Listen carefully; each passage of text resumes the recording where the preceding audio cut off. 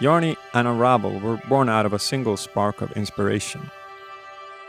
I had this thought: what if we could make a game about love? A game where the bonds we form with other people were actual, real, physical bonds, like strands of yarn. And what if you could play as a character that was actually made from that stuff? And that idea kept growing, and the more I thought about it, the more it felt like a real thing, an important thing, a game that needed to be made. Yarn became a symbol of love, of longing and connection. It's the red thread that runs through our lives and ties everything together. The game would be about reaching out, about mending broken bonds. You will play as a little being made from yarn, tethered to something important at the start of the game.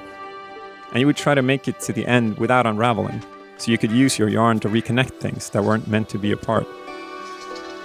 And that little being became Yarny, a helper, a positive force, this fragile but capable character that you guide through the world, a brave little thing with a huge heart, who watches the world with childlike curiosity and wonder, and accomplishes great things despite being so small.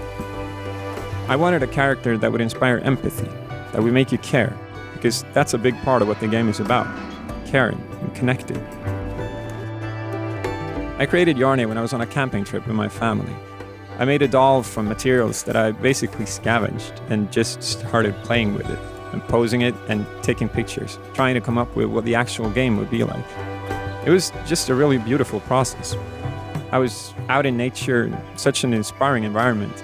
I was basically just playing and having fun and trying to capture what that felt like.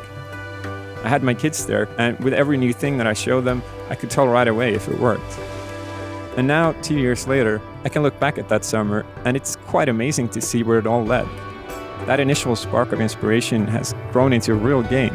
Hours of love and hard work have been poured into it. And Yarny is already reaching people, forming new bonds. And that's a pretty great feeling.